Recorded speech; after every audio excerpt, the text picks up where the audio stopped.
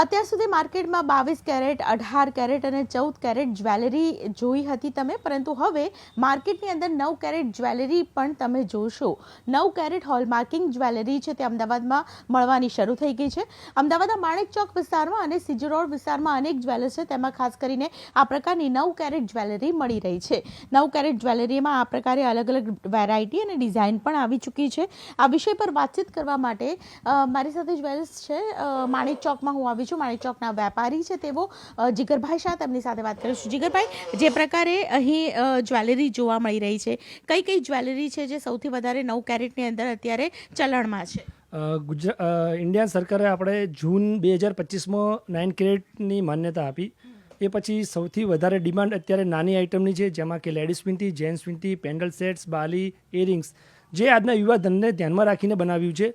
હાલનું જે જેનજી જનરેશનને જે વસ્તુ જોઈએ છે, નાની ગિફ્ટિંગ આઇટમ, એ અત્યારે ચલણમાં આવી ગઈ છે. અને આવનારા ટાઈમમાં આનાથી વધારે જેવી ડિમાન્ડ આવશે આપણી ઇન્ડિયન પબ્લિકની, એ પ્રમાણે જ્વેલરી બનાવવામાં આવશે. જ્વેલરી તો બનાવી દીધી છે અને ડિમાન્ડ છે, પરંતુ કઈ કઈ વસ્તુઓ છે 9 કેરેટની અંદર બનાવી છે અને ખાસ કરીને તેની ગુણવત્તા કેટલી, એટલે તેની ટકાઉપણું કેટલું? ઓલમોસ્ટ જેમ 22 કેરેટ, 18 કેરેટમાં જેટલી પણ જ્વેલરી આવે છે, બધી જ્વેલરી 9 કેરેટમાં બનશે આવનારા ટાઈમની અંદર. અને જ્યારે ગુણવત્તાની વાત કરીએ તો ગવર્મેન્ટે 100% HUID પ્રમાણિત આ જ્વેલરી પ્રદર્શિત કરી છે, જેની અંદર જ્વેલરીની અંદર 6 ડિજિટનો કોડ HUID આવશે. એટલે આમાં કંઈ અવિશ્વાસ જેવી કોઈ વસ્તુ આવશે નહીં. સેમ એ 9 કેરેટ પ્યોરિટી સાથે ગોલ્ડ જ છે અને 92 જેવી તમને ફીલ આપશે. અને લોંગ લાસ્ટિંગ પણ ખરી, કારણ કે તેની ગુણવત્તા તે પ્રકારની, કારણ કે એની અંદર એડિશન ઘણા બધા મેટલ્સ કર્યા હશે 9 કેરેટ બનાવવા માટે, તો તેની ગુણવત્તા ગુણવત્તા એક્ઝેક્ટલી 37.50 આનું પ્યોરિટી આવે છે. જેમ 22 કેરેટમાં 916 આવે છે, એવી જ રીતે 9 કેરેટની અંદર 3750 ગોલ્ડ આવે છે. એટલે એવો કોઈ પ્રશ્ન આવવાનો નથી કે તમને કોઈ ફીલ એવી થશે કે આ ગોલ્ડ નથી, સેમ ગોલ્ડ જ છે. અને હોલમાર્કિંગ છે તે કેવી રીતે જોવું મળશે? અહીંયા કોઈ જ્વેલરી છે જેમાં હોલમાર્કિંગ કર્યું હોય? હા, હું એકચ્યુઅલી તમને બતાવું છું. આની અંદર પાછળ એક 6 ડિજિટનો કોડ આવે છે, જે ઇન્ડિયન ગવર્મેન્ટનો આવે છે, HUIDનું. આપ જ્વેલરી ખરીદ્યા પછી આપણા સોફ્ટવેરમાં બી જોઈ શકો છો કે આ જ્વેલરી 38 પ્રમાણિત છે કે નહીં, અને આ હોલમાર્કિંગ ક્યાંથી થઈ છે.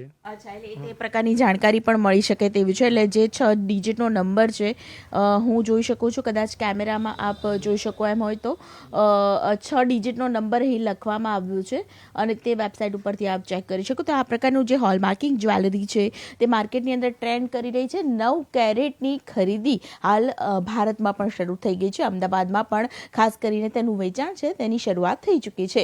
અમારે ત્યાં ઘરે પ્રસંગ છે, પણ હવે સોનાના ભાવ જે રીતે વધે છે એ પ્રમાણે અમારું બજેટ છે તે ઘણું બધું વધી ગયું છે.